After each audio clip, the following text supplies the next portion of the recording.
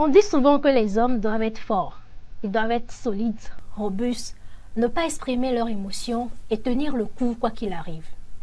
Et cette image qui est profondément ancrée dans nos sociétés, ancrée dans nos comportements quotidiens, pousse beaucoup d'hommes à cacher ce qu'ils ressentent réellement. Et la plupart des temps, derrière cette apparence qui est forte, qui est solide, se cache une très grande fragilité. Anxiété, dépression, solitude, il y a beaucoup de personnes qui en souffrent. Et même lorsque nous avons cette habitude de les associer à une figure féminine, il y a également des hommes qui peuvent être touchés par cela. Et pourtant, beaucoup n'en parlent pas. Par peur d'être jugés, par peur d'être stigmatisés ou de paraître faibles. Alors que prendre soin de sa santé mentale n'est pas un signe de faiblesse, mais c'est un acte de courage. Alors pourquoi ce silence persiste? Quelle est réellement la santé mentale des hommes? Est-ce qu'ils en souffrent ou est-ce que c'est un mythe? Comment aider nos frères, nos maris, nos époux, nos parents à bien aller pour bien prendre soin de nous? C'est de cela que nous allons discuter aujourd'hui. Avec nous les jeunes, avec des personnes qui ont de l'expérience, que ce soit en matière de psychologue, mais également des personnes qui ont de l'expérience en tant que femmes, côtoyant également des hommes. Alors, prenez vos tabourets, asseyez-vous bien, serrez vos ceintures, parce que je suis très sûre que vous allez apprendre de nouvelles choses et que vous allez adorer. Bonjour et soyez les bienvenus dans ce numéro de votre émission Les Jeunes en parlent. Je ne suis pas seule, comme je le disais tantôt, je suis avec une personne qui a la matière, voilà. Et heureusement, il est aussi homme, il est psychologue en fin de formation, plus précisément, il est en Master 2 de psychologie clinique, santé et neuropsychopathologie. Gros français, ce sont des gens qui ont beaucoup étudié. Bonjour. Bonjour madame. Comment vous allez? Monsieur Aster a déplevin Noko. Oui. Il y a un point de dépôt aussi. Oui, il y a un point de dépôt Un point de dépôt. D'accord. Comment vous vous portez? Je vais bien et vous? Ça va bien. Vous tenez le coup? Oui, on vous tient. allez bien ou bien vous survivez? Voilà. C'est ça là. En tant comme je vais bien, en tant qu'étudiant, je survis. Ah, ok. Bien reçu. On est également avec Sabine Soulé-Agbodjan. Elle est également étudiante en pharmacie. Bonjour Sabine. Bonjour Dorcas. Comment ça va? Ça va bien et toi? Ça va super bien. Je suis contente. Alors, quel est le cas? Vous allez bien vous survivre? Oh là là, je vais bien. En tant que femme? En tant que femme, je vais bien. En tant qu'étudiante, ça ne va pas. Adolé Oumi. Et pourtant, on vous a donné les tranches tout dernièrement. Je ne sais même pas pourquoi vous survivez toujours en tant qu'étudiant. Oh là là. Malgré tout l'effort que le gouvernement met en œuvre pour vous nourrir. Vous recevez des tranches. Les étudiants reçoivent des tranches. Ce n'est pas comme les salariés. Si l'argent ne sort pas, vous allez demander à qui? Je n'ai rien dit. Tant mieux, parce que... Parce que voilà. On a beaucoup à dire. Voilà. On a beaucoup à dire, mais ça reste ici. Moi, c'est le moment où ça reste dans la gorge. Elle a sorti, mais tu dis que non, ça va rester là. Voilà. Alors aujourd'hui, on va parler de la santé masculine. Il s'agit d'arriver à peser la balance en cette image de force, cette image de puissance de cette personne qui ne montre même pas les émotions et ce petit sentiment de vulnérabilité qu'on peut des fois ressentir. Alors lorsqu'on parle de la santé mentale, est-ce que vous y associez aussi une image masculine à la chose? Est-ce qu'on associe une image masculine à la santé mentale? Moi, je dirais que la santé mentale n'a pas de genre. Qu'elle soit, je ne sais pas, féminine ou masculine, c'est juste de la santé mentale. Et ce qu'il faut comprendre, c'est que ça intervient juste dans le bon fonctionnement de l'humain. Peu importe son genre, ça va juste intervenir dans son bon fonctionnement, socialement, psychologiquement, émotionnellement et dans son interaction avec les autres. D'accord. Et lorsque nous parlons de la santé mentale, de quoi s'agit-il en vrai? Je dirais que ce qu'il faut comprendre tout simplement, c'est que la santé mentale, c'est le résultat d'équilibre psychologique, émotionnel et social. Elle va intervenir dans la manière dont le sujet concerné va percevoir le stress, va gérer ce stress-là, et elle va également intervenir dans la manière dont le sujet interagit avec son entourage, son environnement, comment elle se perçoit en tant que personne dans la société et la place qu'elle se donne. D'accord. Alors, Sabine, lorsque nous parlons de la santé mentale, est-ce que tu penses que les hommes également, c'est un sujet qui les intéresse d'abord et qu'on doit les inclure? Bien évidemment, les hommes, c'est c'est des humains. Et la santé, elle s'applique aux humains, non pas qu'aux femmes. Et au-delà de ça, je dirais que les hommes sont un maillon très important dans notre société. Donc, ce serait vraiment une erreur de négliger la santé et la santé mentale des hommes. Mais est-ce que c'est dans notre tendance habituelle? Lorsqu'on parle de questions d'anxiété, de dépression, de peur, on a parlé d'équilibre émotionnel. Lorsqu'on parle même de l'émotion, est-ce qu'on arrive à avoir en même temps une image masculine à la chose? Non, je dirais que non. On a associé cette image de force, de dureté à l'homme, ce qui fait que quand on parle d'émotion, on ne pense pas directement aux hommes. Mais je pense que c'est vraiment une erreur fondamentale qu'est de négliger ça en fait. Mais est-ce que les hommes expriment? Est-ce que vous avez des émotions? Voilà, c'est ça la question. Non, est-ce que vous avez des émotions? Là, vous me posez la question en tant qu'homme. En tant qu'homme, pas en tant que psychologue d'abord. Oui, est-ce que vous avez évidemment, des émotions? évidemment. En tant qu'homme, j'ai des émotions, on a des émotions. Peut-être on les exprime moins que les femmes.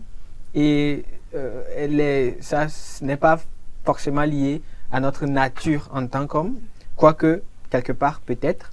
Mais ça peut également être lié à l'éducation qu'on a reçue.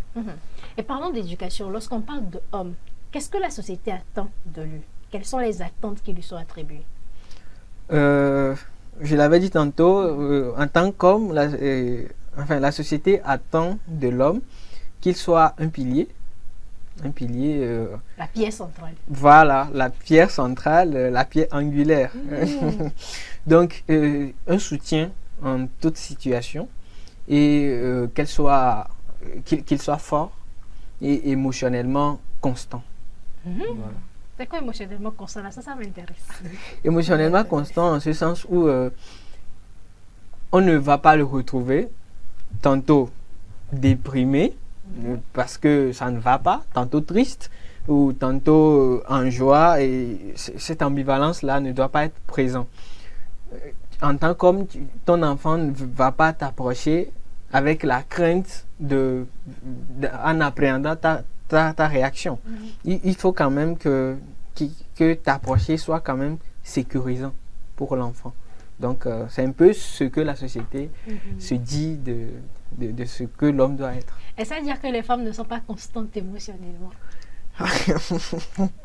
Ça ressemble à une question piège. C'est pas une question piège, on a juste envie de savoir. Voilà. Oui, d'un point de vue psychologique, parce que dans la société, on attend souvent. On dit que non, que voilà. Que même lorsqu'on voit qu'elle n'est pas contente, que non, elle a ses règles. Oui. Et lorsqu'on va dire que non, que vous les femmes, vous êtes trop bipolaires, on ne sait jamais ce que vous voulez, etc. et tout. Est-ce qu'il y a une composante psychologique qui explique cela? Est-ce qu'il y a une composante psychologique qui explique cela? Oui. D'accord. Il y a une composante psychologique qui explique cela, en ce sens où on n'est que le reflet de ce que pense la culture. Okay. Donc, quelque part, la culture a autorisé la femme à être émotive. Alors qu'à l'homme, l'autorisation là, ce n'est pas vraiment ça. Donc, au travers de l'éducation que les deux reçoivent, déjà en tant qu'enfant, quand l'homme, le petit garçon pleure, on dit un homme ne pleure pas. Alors qu'à la femme, on lui permet d'exprimer cette frustration là par les pleurs. Donc déjà, c'est quelque chose que l'homme intègre et qu'il va finalement manifester à la vie adulte. Et en face, on a la femme aussi qui intègre le fait qu'elle a le droit d'exprimer ses émotions. Donc finalement, elle l'exprime plus que l'homme. Mais voilà. Ça ne veut pas dire que c'est pas présent. En parlant d'éducation, Sabine, est-ce que tu as eu la chance de grandir dans un environnement qui était multigenré? Est-ce que tu étais avec des garçons? Est-ce que tu as vu qu'il y avait une différence de traitement et surtout d'éducation émotionnelle qui était différente entre toi, la fille, et les garçons? Oui. J'ai eu à vivre avec mes frères, mon papa, mon oncle, mes cousins, et j'ai vu qu'il y avait une très grande différence dans la manière dont on nous laissait en fait exprimer nos émotions. Et même, oui, dans la manière, dans les rapports, on voit très clairement que le papa, il n'a pas le droit de pleurer. À mon petit frère, ma maman lui disait non, ne pleure pas. Quand tu pleures, c'est les filles qui pleurent et tout ça. Et voilà. Et inconsciemment, j'ai intégré ça. Et ça fait bizarre en fait de voir un homme pleurer. Ça fait bizarre. Et là, la question qu'on se pose est pourquoi? Quel est le soubassement de toutes ces idées reçues qui ne cessent de se transmettre de génération en génération? Parce que lorsqu'on va discuter avec nos parents, eux aussi vont dire que c'est ce qu'on leur a dit. Quelle est cette image-là? Qu'est-ce qu'on attend réellement en demandant à l'homme de ne pas montrer ses émotions? En demandant à l'homme de ne pas montrer ses émotions, qu'est-ce qu'on attend? Quel est le but? Je pense que ce qui est recherché, ce sera, je l'avais dit, la force.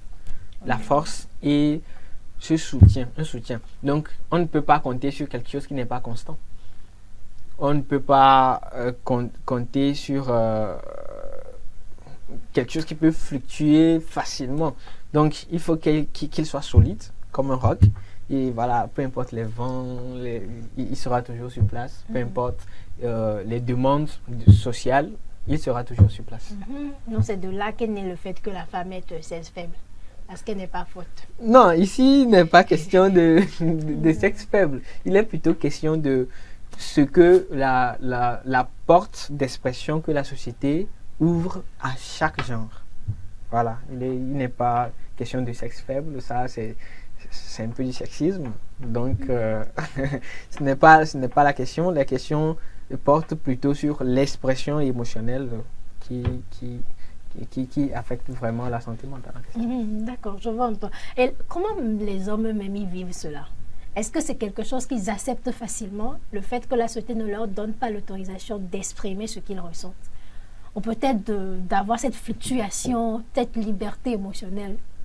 Oui, c'est le fait pour les hommes d'accepter qui n'ont pas le droit de se montrer faibles. Ils ont du mal avec, mais ils n'ont pas d'autre choix que d'accepter ça. Parce que déjà, les femmes, elles aussi, elles n'acceptent pas, en fait, qu'ils soient faibles. Donc toi, tu n'acceptes pas d'avoir des hommes faibles, de côtoyer des hommes qui sont faibles? Dans une certaine dynamique.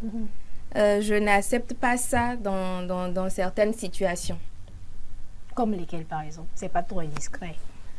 Tu peux être vulnérable quand on est en aparté, mais en société, quand on sort, je dois sentir qu'il y a un homme à côté de moi. Ok.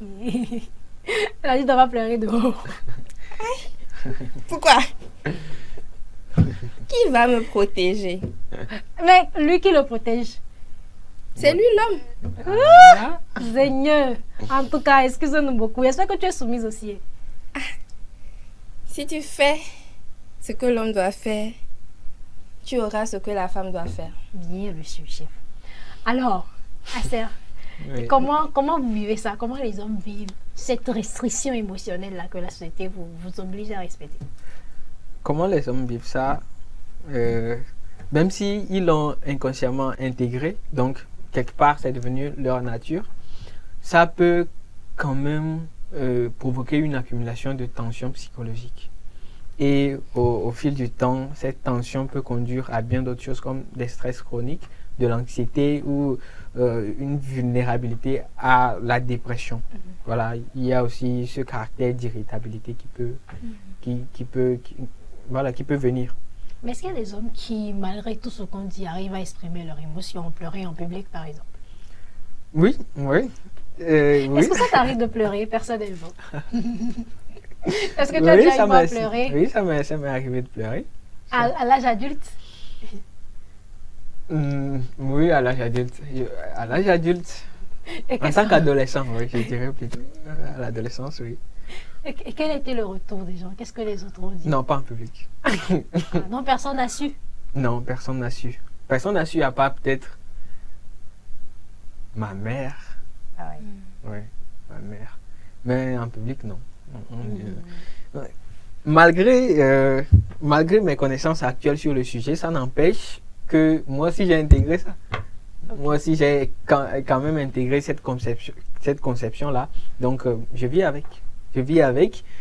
Juste, j'essaie de trouver l'équilibre dont j'avais parlé entre cette éducation et ce que je sais maintenant pour pouvoir développer une meilleure santé mentale. D'accord, je vois un peu. Mais est-ce que lorsque vous vous retrouvez entre vous les hommes, juste uniquement entre vous, bon, il n'y a pas la femme quelque part, il n'y a rien à prouver quelque part, est-ce que vous arrivez à se partager entre vous ce que vous vivez réellement?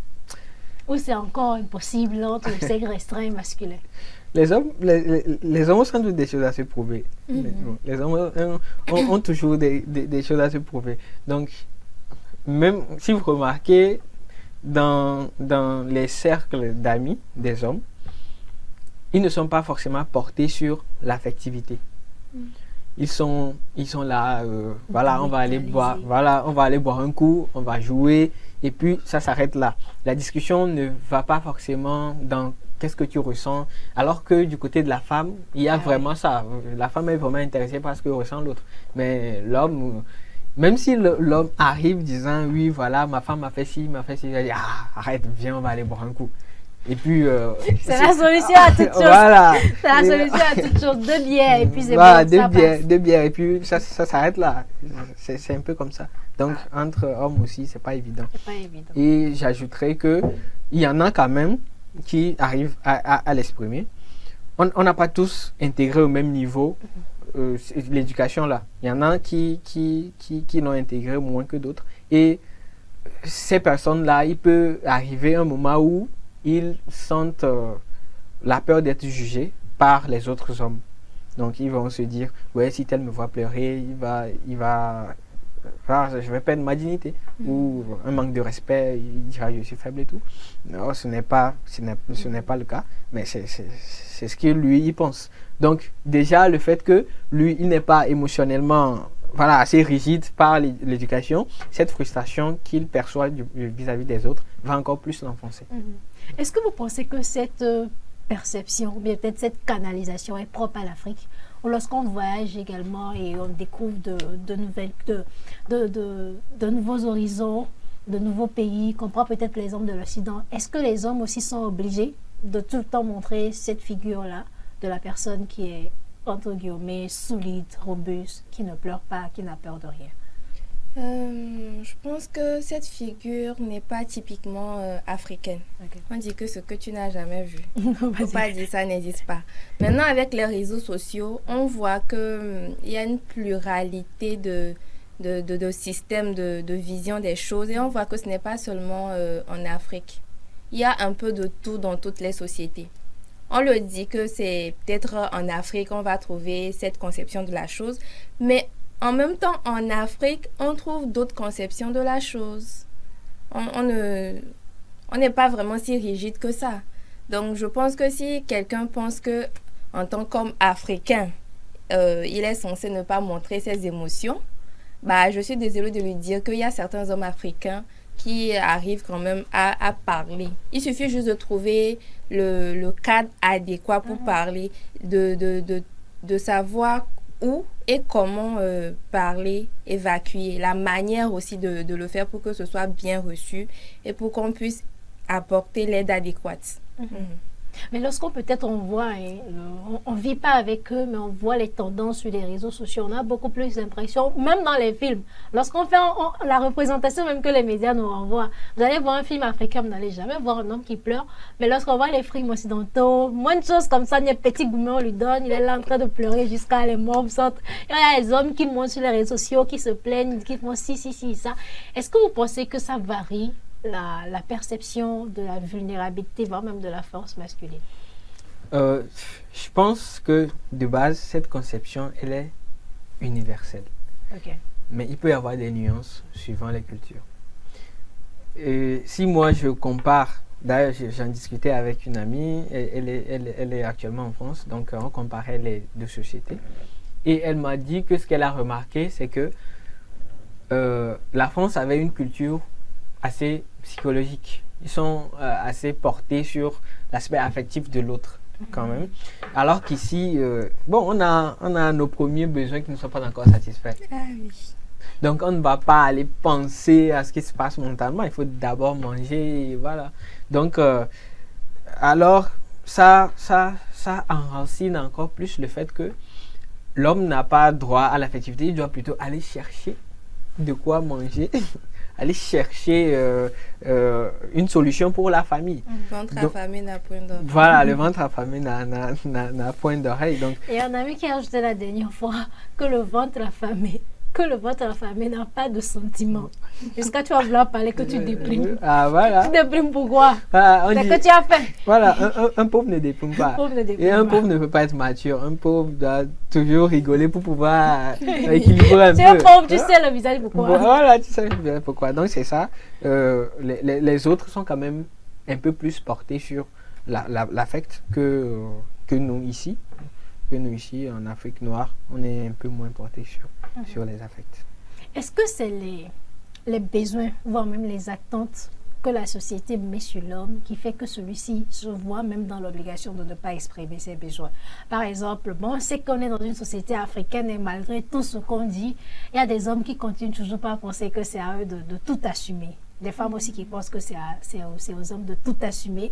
Donc même, on va prendre des étudiants qui n'arrivent même pas à suivre. Net, lorsqu'ils commencent à penser au mariage, ils pensent au loyer, ils pensent à la femme, ce qu'il doit payer, ce qu'il doit manger, l'électricité, tout ça. Est-ce que c'est cette impression que c'est à moi de tout gérer, qu'il faut que certains hommes n'ont peut-être pas l'opportunité, voilà, pas qu'ils n'ont pas envie, mais ils n'ont pas l'opportunité ou le temps nécessaire de pouvoir exprimer leurs émotions? Je pense que les hommes n'expriment pas leurs émotions parce qu'ils ont peur du jugement. Ils ont peur du jugement. Comme je le dis, l'éducation de l'autre, ça déteint sur l'éducation de l'autre, on va dire. L'éducation qu'on donne aux hommes, elle déteint sur l'éducation de la femme. Donc, nous tous, on a été éduqués. Toi, c'est ça, toi, c'est ça. Tu vas venir dire que la femme n'a qu'à faire quoi. La femme, en fait, elle ne va pas se sentir en sécurité. Elle ne va pas te voir en tant qu'homme, l'homme qu'elle est censée, en fait, voir, en fait. Je pense que c'est une peur. Peur du rejet. Peur du jugement. Ça aussi, c'est l'autre aspect de la chose. Est-ce que c'est parce que vous avez peur de ce que les femmes vont penser de vous que vous n'exprimez pas les besoins? Est-ce que c'est parce qu'on a peur de ce que les Peur, femmes... il y a l'expression qu'on dit de perdre la côte. Oui, Si tu perds du monde, voilà. ça commence à Si, dire. on les dépossédait de leur virilité, de leur masculinité, en fait. Bon. Je crois bien qu'il y a de ça. Il y a la peur du regard féminin. Et les attentes. La peur du regard féminin et les attentes. En couple, on attend... Enfin, c'est vrai, les mentalités évoluent. Oui. Les mentalités évoluent. Donc aujourd'hui, il y a des femmes qui acceptent les 50-50. Les femmes qui acceptent les 80-20. Non, c'est vrai. Et il y a même des femmes qui sont prêtes à tout assumer. Oh là là. Donc, les mentalités évoluent et ça diffère d'un individu à un autre. Mais toujours est-il que l'homme est toujours dans sa position enfin, doit toujours garder sa position de force. Même dans cette situation, il doit toujours garder sa position de force. Et ça arrive même que face à cette situation, ils se sentent humiliés de voir que ouais, c'est plutôt la femme qui gère et non lui. Donc, il l'a fortement intégré. Même si il a une femme qui comprend, forcément, quelque part, il est dérangé. Il est dérangé. Peu importe l'ouverture qu'il a, il est dérangé quelque part. Donc, c'est ancré en nous et ça va évoluer. Ça va évoluer, ça peut peut-être changer, mais ça va être long. Ça va être long. D'accord. Alors, quelles sont les conséquences de cette répression des émotions sur la santé mentale des hommes?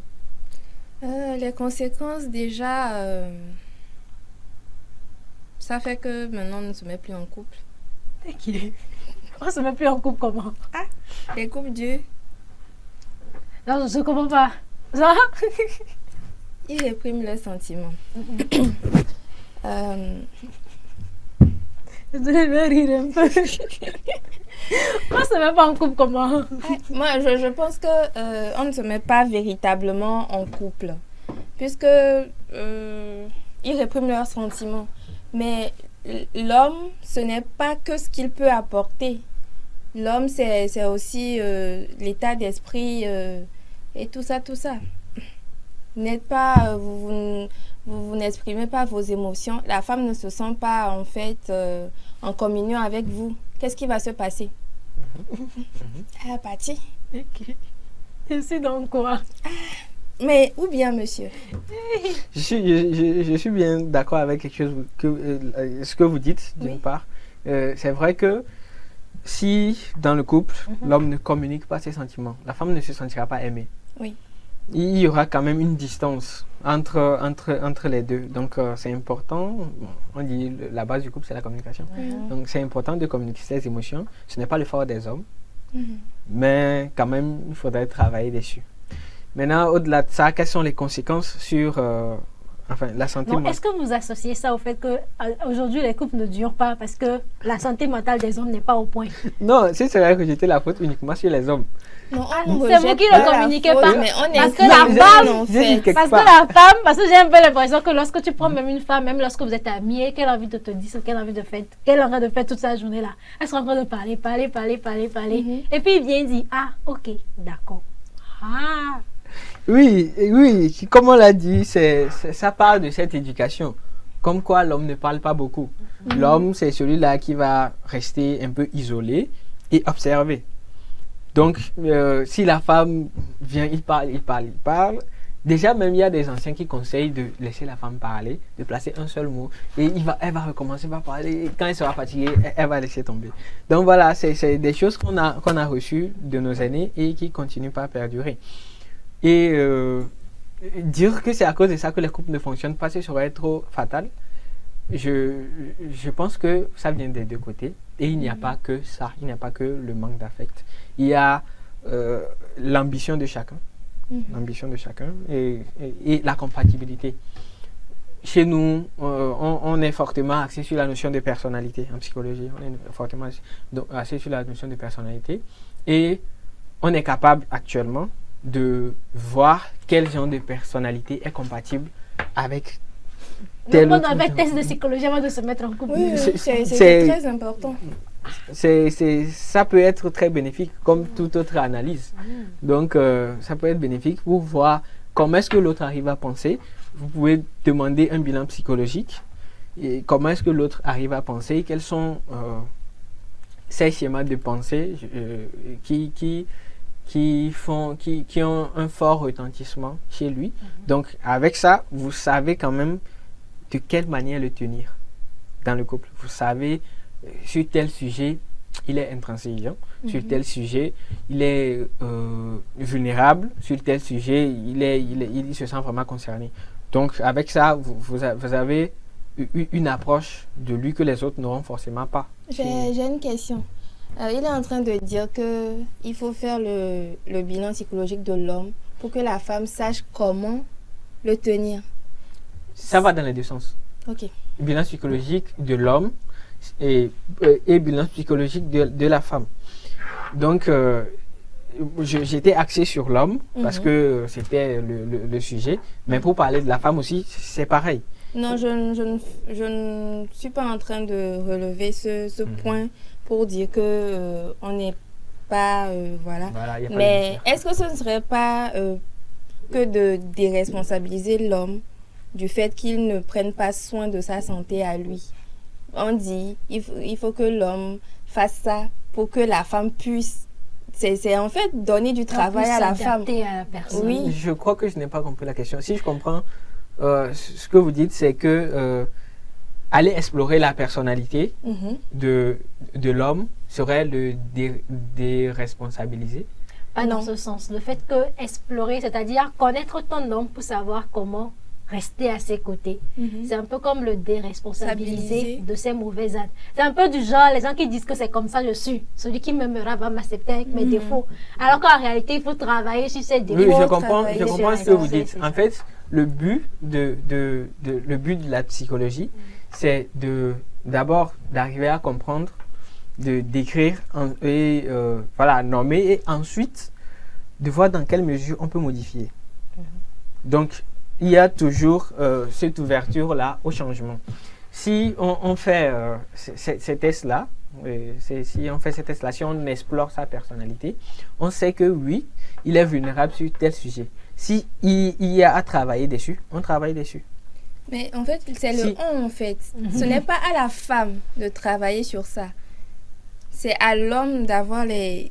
Non, je pense que c'est et à l'homme Et à la fin. et à la femme. Le D'accord. meilleur pour le pire. Voilà, de travailler c'est dessus. mieux comme Parce ça. que ce sera pareil pour la femme. Ah oui. Ce sera pareil pour la femme. Ce n'est pas l'homme qui va venir travailler uniquement sur les défauts, entre guillemets, de la femme.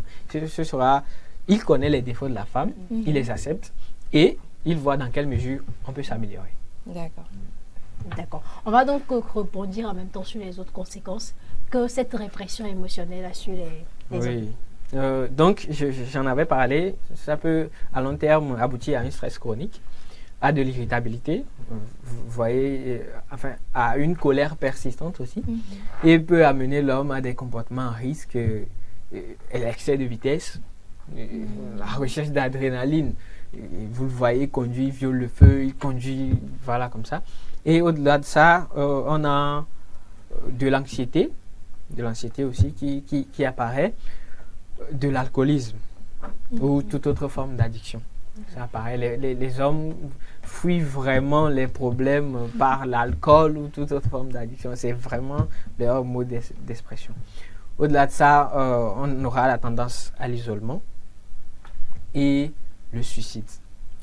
Malheureusement, le suicide, c'est fatal. Donc, on le remarque. Elle est plus placée dans la catégorie d'après-coup. Donc, il faudrait quand même porter attention à ces signes-là pour ne pas arriver au suicide. En 2019, je pense, le taux de suicide évalué par l'OMS était de 500 000 et plus pour l'homme, contre environ 200 000 pour la femme. Vous voyez quand même l'écart. C'est énorme. Donc, le suicide, c'est vrai, les femmes font plus de tentatives de suicide, mais ne réussissent pas.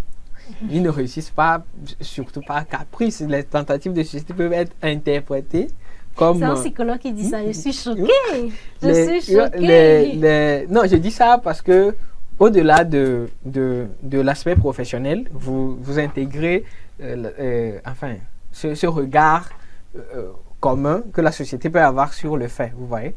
Donc, je pense que pour le suicide peut être interprété comme du chantage affectif. Ok. Chantage affectif, c'est les tentatives de suicide, je veux dire. Parce que elle est en recherche d'attention. Donc, si elle fait ça, ça fera qu'on va dire, ah ouais, elle a tenté de se suicider, qu'est-ce qui ne va pas? Vous voyez? Alors que l'homme, il n'a pas la possibilité de s'exprimer comme ça. Donc, quand pour lui, ce sera vraiment, vraiment plein, quand il sera vraiment surchargé, là, il passe à l'acte et il le réussit. Ok, d'accord. Donc, cela voudrait dire qu'on peut peut-être résumer en disant que les femmes font plus de tentatives de suicide que les hommes, oui, mais plus d'hommes réussissent leur coup que les femmes. Exactement. Donc, on veut comprendre ça en disant qu'en vrai, quand l'homme lui prend la décision, il va jusqu'au bout. C'est réfléchi. C'est réfléchi. C'est les femmes qui ne réfléchissent pas avant de Non, je veux dire, la décision, elle est mûrement réfléchie. Voilà. Et elle est prise très éclairée. Ce n'est pas quelqu'un de... Il n'y a pas à convaincre, quoi. Mais qu'est-ce qui peut pousser un homme à vouloir se suicider? Il y a les responsabilités familiales. Il y a les professionnels aussi. Dans quel sens professionnel, quoi? L'homme ne doit pas... il n'est pas autorisé à l'homme de stresser face à la responsabilité. Okay. Donc, professionnellement, quand tu prends, du grade, forcément, il y aura du stress. Quand tu prends des responsabilités, il y aura du stress et il faut s'adapter à ça. Donc, s'il y a une mauvaise adaptation, en plus d'autres facteurs, par exemple la maison qui ne va pas, la femme qui attend peut-être que l'homme ramène plus, je ne fais pas un focus sur la femme. Hein. J'essaie de... Voilà. La femme qui attend peut-être que l'homme ramène plus qu'il ne ramène déjà. Donc, ces attentes-là, il y a la famille à voir de l'autre côté. Et en plus de ses propres démons qui le rongent à l'intérieur de lui-même, un jour, il peut éclater et puis passer à l'acte. Donc, est-ce que tu permets, j'aimerais savoir, on a parlé des propres démons de l'homme. C'est quoi les propres démons de l'homme? On s'intéresse à l'homme. Ah ouais, ses propres démons. Ça va être la fuite par rapport à ses émotions. La fuite des responsabilités. Il refuse la grossesse et puis il passe se suicider. Non, pas ça. Ça va être la fuite par rapport à ses émotions en question, vu que c'est le sujet. Cette répression, la répression de ses émotions, et ces émotions vont constituer ses démons à lui. Ces émotions vont constituer ses démons à lui. Et quand ces émotions vont rentrer dans un trop-plein, et en fonction de sa résilience à lui, il peut décider ou non de passer à l'acte. Mais est-ce que tu penses que les hommes se rendent compte que cela leur fait plus de mal lorsqu'ils essaient de contenir leurs émotions? Est-ce qu'ils savent que lorsque je ne l'exprime pas, cela va grandir et devenir les démons qui peuvent les pousser au suicide? Ou ils se croient forts éternellement? J'en ai côtoyé des hommes. Quand bien même ils savent que c'est vraiment plus intéressant, plus bénéfique que d'évacuer leurs émotions, ils préfèrent plutôt aller se noyer dans les vices comme il a cité. Et on ne comprend pas pourquoi ils font ça, monsieur le psychologue. Pourquoi? Est-ce que vous vous rendez compte qu'au fur et à mesure que vous gardez ça, cela finira un jour par exploser? Oui, le silence tue. Le silence tue. Donc, forcément, ça va exploser.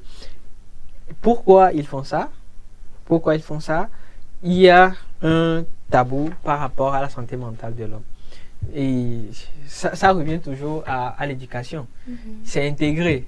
Ça ne dépend pas forcément d'eux. C'est intégré. C'est ce qu'ils ont appris jusque-là. Donc, ils sont obligés d'être comme ça. Pour l'homme ne sait pas être autrement un homme. Vous voyez un peu? On n'a pas une autre idée de ce que peut être un homme. C'est ce qu'on est là, que vous voyez là, c'est l'idée que nous avons, c'est l'idée que la société nous a transmise, et on est obligé de s'adapter à ça. Ça devient notre nature. Donc, mais qui est la société? Est-ce les femmes qui éduquent? Est-ce les hommes pour qui... non. Est-ce les hommes avec qui vous êtes en concurrence? C'est quoi le souci? Dites-nous. Les traumatismes d'enfance? Oui. C'est très pertinent ce que vous dites là. Les traumatismes d'enfance, les maltraitances, les violences peuvent prédisposer un homme à se replier sur lui-même, à s'isoler, ou au contraire, être agressif, être violent et ainsi de suite. Maintenant, c'est qui la société? La société, ça va être d'abord l'idée qu'on reçoit des aînés. Nos grands-parents, nos pères, l'éducation que le père t'a donnée. Donc, en fait, la société, c'est nous. C'est toi, c'est moi et c'est nous. Quand je te côtoie, j'apprends. Oui. Quand tu me côtoies, tu apprends. Maintenant, au-delà de ça, on a côtoyé nos parents, on a appris des choses. Et c'est transmis par nos grands-parents aussi. Il y a des générations. Donc, finalement, ça arrive à notre niveau. Et nous aussi, on va le transmettre. Maintenant, on va casser le cycle. Oui, c'est ce qui est souhaité. Ouais. C'est ce qui est souhaité. Donc, au-delà de ça, il y a les médias qui influencent fortement. Si vous voyez une vidéo de motivation de la femme comparée à une vidéo de motivation de l'homme, franchement, c'est très différent. L'homme, dans la vidéo de motivation, on croirait presque que l'homme... En train de le sermonner. Voilà. Alors que la femme, on l'encourage, oui, tu peux le faire et tout. Et là, on dit, qu'est-ce que tu fais coucher? Des choses comme ça. Ça n'aide pas forcément.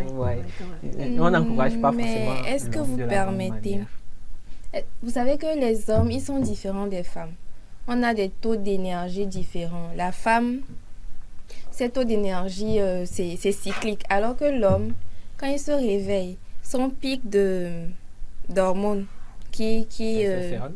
oui, la testostérone, ça augmente et ça diminue vers le soir. Alors que pour la femme, ça dépend en fait de son cycle menstruel. Donc, on ne peut pas attendre les mêmes choses de la femme et de l'homme.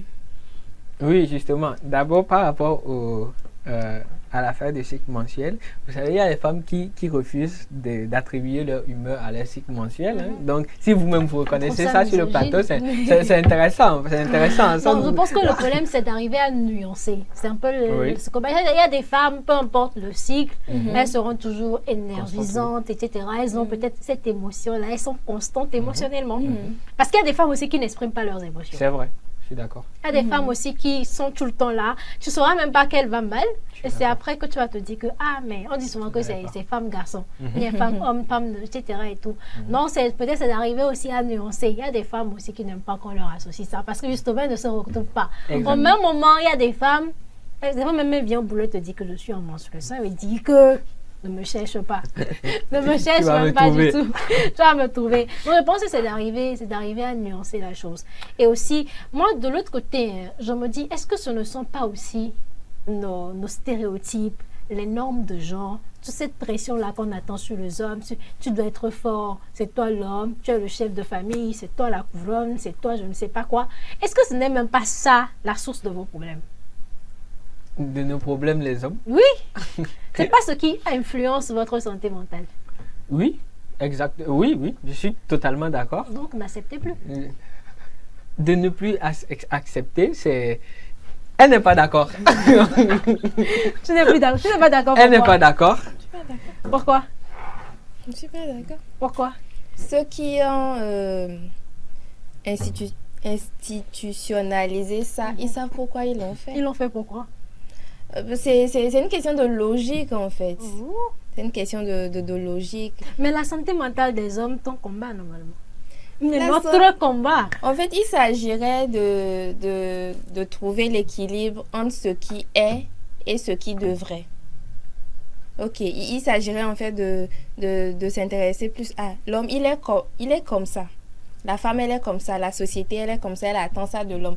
Comment manager pour que l'homme puisse être dans son plein potentiel sans pour autant engager sa santé mentale. Je pense que le problème, ce n'est pas que les hommes ne doivent faire ci, ne doivent pas faire ça, ou bien que les femmes doivent faire ci, ou bien ne doivent pas faire ça. Tant que la personne peut, qu'elle le fasse. Cela dit, il faut plutôt passer par l'écoute de soi. Ce n'est pas parce que je peux. Non, ce n'est pas parce que je veux que je devrais le faire.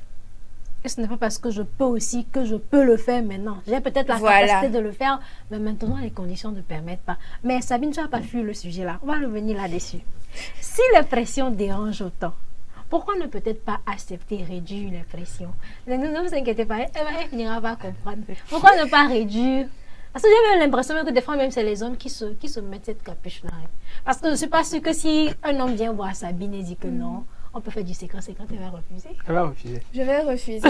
Je le dis sur le plateau, je vais refuser. Elle va refuser. Donc, moi, je disais, bon, cette histoire de 50-50, ça varie. Ça varie d'une femme et d'un homme à un autre aussi. Il y a des hommes qui ne tolèrent pas ça. Maintenant, justement. Et ils souffrent. Et ils se suicident. Oui, mais il ne te laisse pas ça. Pourquoi? Parce qu'il a intégré le fait que c'est lui le mâle alpha. Ouais. Il a intégré le fait que voilà, c'est lui l'homme, c'est lui qui doit pouvoir faire ci, faire ça. Et donc, il y a cette pression constante là, qui est là, mais dont il n'a pas conscience forcément que ça vient de l'extérieur.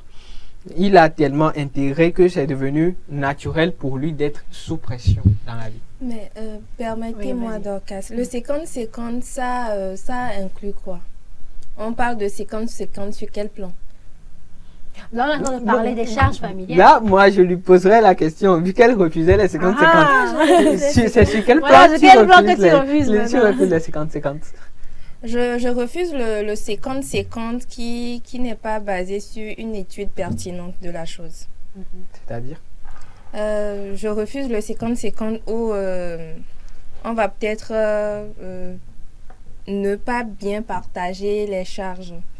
Supposons, on est un couple, on n'a pas d'enfant. Je vais au travail, je fais peut-être 4 heures à 22 heures parce que c'est ce que je fais.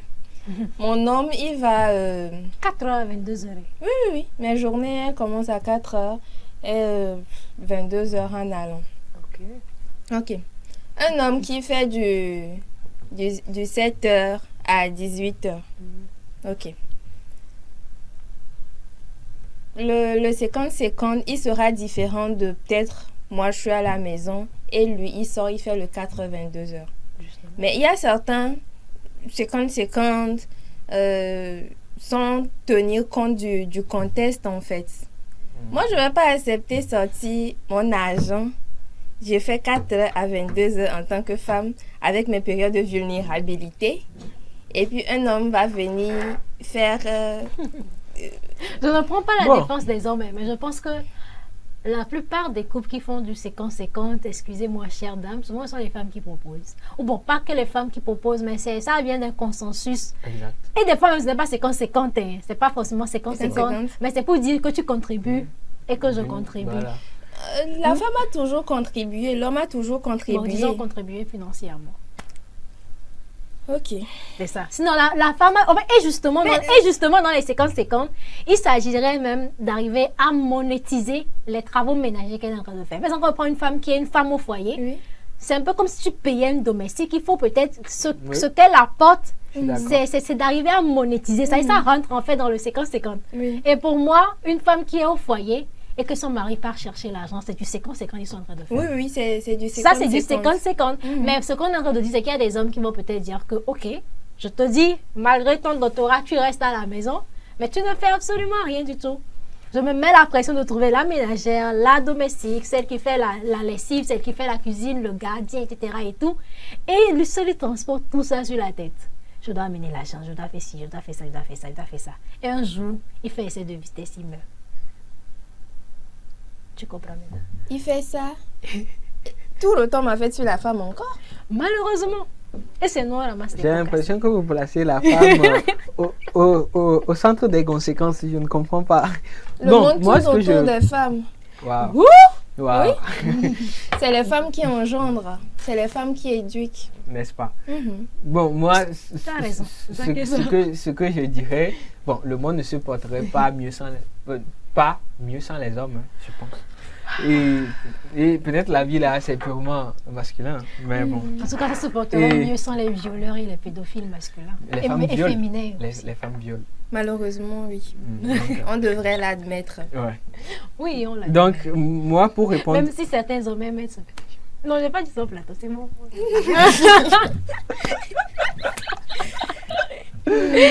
c'est moi assez. Donc, je voulais dire que pour le couple, c'est d'arriver à se parler et arriver à communiquer. D'ailleurs, travailler sur la manière de communiquer. Voilà, je pense que ce concept existe chez nous en psychologie clinique du couple. Et, enfin, penser sa manière de communiquer. Voilà, de la métacommunication, de la métacognition, penser sa manière de le faire. Et ça va permettre à l'autre de bien comprendre ce que tu dis, de bien comprendre les émotions que tu mets dans ce que tu es en train de dire, de bien comprendre à quel point c'est important pour toi. Donc, si les deux partenaires sont dans une telle position de compréhension mutuelle, je pense que même si la femme a le doctorat, et en fonction de ses envies évidemment, parce qu'elle peut vouloir être femme de maison avec son diplôme et personne ne la juge. Elle peut ne pas vouloir ça. Maintenant, ce qui peut être problématique quelque part, c'est que quand l'homme va vouloir une femme de maison et la femme va vouloir être au devant, être fonctionnaire, etc. Donc, c'est toujours dans cette optique-là que la psychologie peut intervenir pour éclairer les envies et les pensées de tout chacun vis-à-vis de l'autre. Donc, la base, ce serait de d'établir une bonne communication. D'établir une bonne communication et surtout de choisir les partenaires qui vous conviennent. Exact. Ne partez pas chercher quelque chose que vous n'allez pas supporter après. Et là, venez chez nous les psys, on a avec les test de méthodes. psychologie. On a les Et là, la question méthodes même que pour, je me pose également, hein, est-ce que toute la santé mentale est influencée par les pressions familiales? Est-ce que c'est ce désir-là d'être un homme qui pourvoit aux besoins de sa famille plus tard? Non, je dirais que non, la santé mentale n'est pas qu'influencée par ça. Il y a les traumatismes du passé qui ne sont pas résolus aussi. Les Comme traumatismes, par exemple les hommes battus. Bon. Oui, Les ça me fait enfants- penser à les quelque chose, enfants mais battus et les maris battus. je vais Les y enfants revenir battus plus et les tard. maris battus. Quand j'étais en deuxième année déjà, un de mes enseignants parlait de créer, bon, il plaisantait évidemment, mais il parlait de créer l'association des hommes battus. Si ça n'existe déjà pas au Togo, de les créer. Ils ont pas, il y a des hommes qui sont battus. Voilà, que c'est malheureusement quelque chose qui existe, mais qui n'est pas forcément écouté. Donc, ce serait intéressant de le faire. Maintenant, au-delà de ça, il n'y a pas que ça. Il y a aussi les traumatismes infantiles. Oui. Les traumatismes infantiles. Je parle de traumatisme infantile en ce sens. Ça peut contenir de la maltraitance ou un enfant qui voit sa mère se faire maltraiter peut être traumatisé. Ok. Voilà. Donc tout ça là peut conduire l'homme à intégrer je vais dire, voilà, à intégrer à sa personnalité ou à finalement élaborer une personnalité qui ne favorise pas forcément les relations interpersonnelles. De ça peut découler l'isolement ou l'agressivité au contraire. Donc, il y a ces traumatismes infantiles là. Et il y a la pression sociale. La pression sociale, on attend de l'homme qu'il soit ambitieux, qu'il réussisse. Il y a ça. Il y a la pression de la famille. Voilà. Il y a, être le pilier de la famille. Apporter à la maison de l'argent. Je ne contredis pas la vision de... mais voilà, apporter à la maison de l'argent. Et il y a les médias. Il y a la frustration par les pères. Tu vois des hommes de ta propre de même génération que toi. Oui. Eux, ils sont dans des Lamborghini, alors que toi, tu es Haoudou. Tu as seulement un petit Haoudou quelque part. Ouais, ça peut être très frustrant. Donc, c'est entre hommes aussi, il y a des choses qui agissent, qui peuvent influencer la santé mentale. Wow, c'est vrai. Et je pense qu'aujourd'hui, il est crucial quand même de discuter, de briser le silence autour de ça, de savoir que lorsque nous parlons des questions de peur, d'anxiété, dépression, solitude, etc., les hommes également en souffrent en silence. Alors aujourd'hui, comment on peut les aider? Comment les hommes doivent s'aider eux-mêmes et comment on peut les aider à aller mieux? Comment on peut les aider? On pourrait commencer par encourager les hommes à parler. Encourager dans le sens où il faut créer et offrir le cadre adéquat. Il faut créer, offrir le cadre adéquat. Et je dirais que il faut non seulement faire ça, mais aussi commencer le travail depuis le bas âge. On pourrait plus vulgariser ça. On vulgarise plus ça. On veut des psychologues à l'école parce que les enfants passent la plupart de leur temps à l'école. Et pourquoi pas proposer aussi de la psychologie aux parents? Parce que l'éducation des parents traumatisés, ça fait des enfants traumatisés. Donc, il faut que les parents aussi sachent que, ok,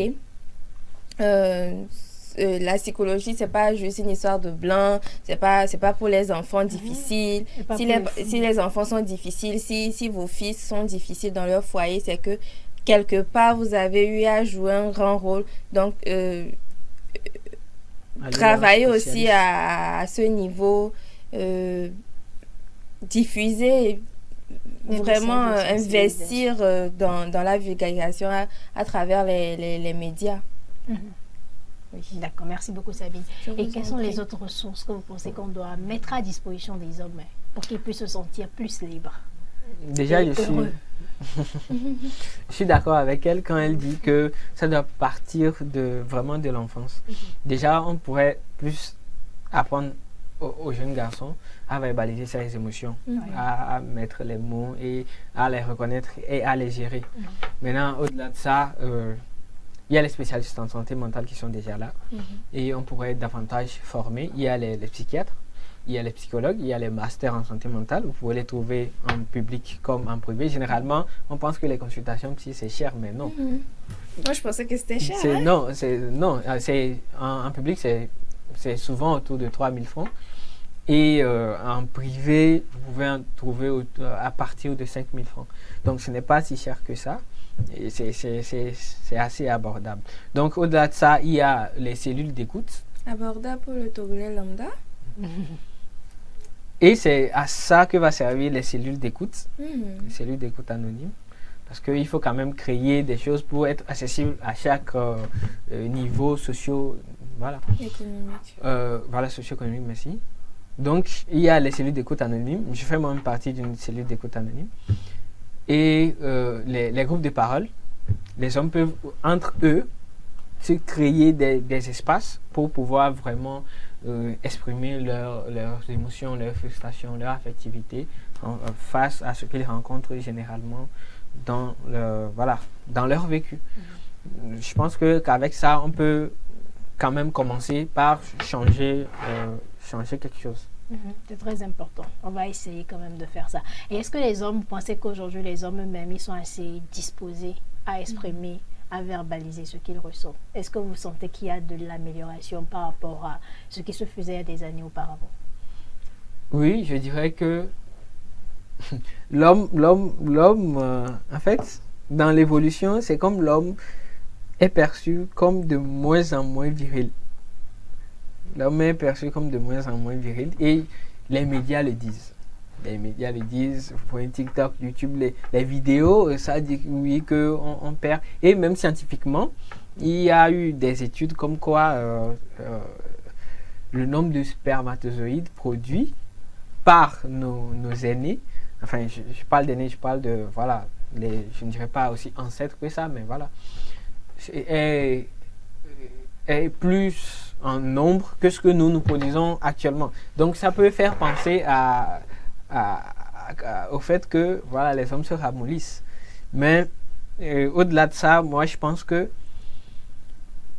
offrir à l'homme la possibilité de parler de ses émotions n'est pas forcément l'amener à se ramollir. Et actuellement, les hommes ont cette tendance-là un peu plus tournée vers la communication affective. Je pense que ça vient petit à petit, comme quoi les mentalités évoluent. Donc, et il y a une occidentalisation de l'Afrique, je dirais. Et vu qu'eux, ils ont une culture assez psychologique, entre guillemets, ça permet à l'Africain de quand même s'identifier d'une manière ou d'une autre à cette culture-là et d'en tirer ces bénéfices-là du point de vue affectif, de pouvoir s'exprimer. D'accord. Donc, en tout cas, ce n'est pas comme ils sont en train de se ramolliser, mais bon, je pense qu'ils sont juste allés d'aller beaucoup plus mieux. Oui, et il faudrait enseigner peut-être les meilleures manières de Et est-ce que les femmes également sont disponibles à encourager les hommes à exprimer leurs émotions et à les soutenir pour qu'ils puissent avoir une belle santé mentale? Est-ce qu'elles sont déjà instruites sur le sujet? C'est la question à se poser. Parce que si on n'est pas instruit sur un sujet, on ne pourra pas avoir les moyens d'œuvrer. Et au travers de ce que je vois, il y a beaucoup de travail à faire. On pense que quand on parle de santé de l'homme, la femme n'a rien à voir là. Quand on parle de santé de la femme, l'homme n'a rien à voir là. Mais c'est une erreur. Il faut prendre en conscience le fait qu'on vit en société. L'homme ne doit pas être pris en tant qu'individu isolé, mais en tant qu'individu dans la société. Et le travail doit se faire en tenant compte de plein d'aspects dont la femme. Il y a beaucoup de travail à faire. Même moi qui suis ici présentement. Il y a beaucoup de travail à faire. Alors, lorsqu'on quitte le niveau individuel, quelles sont les différentes autres ressources, mais quelles sont les actions concrètes qu'on doit peut-être mener aujourd'hui? Est-ce qu'il y a quelque chose qu'on peut faire qui est peut-être beaucoup plus des questions institutionnelles, etc. et tout, voire même politique, pour pouvoir soutenir la santé mentale des hommes? Oui, je pense qu'il y a des choses qu'on peut faire. Déjà, il faudrait sensibiliser, beaucoup sensibiliser. Et au travers de ces sensibilisations, les mentalités vont donc évoluer et les attentes, ces attentes-là, enfin cette conception-là peut être amenée à changer au fil du temps. Au-delà de ça, je l'avais dit, créer des espaces pour permettre à l'homme de pouvoir verbaliser, de pouvoir communiquer ses frustrations, communiquer ses affects.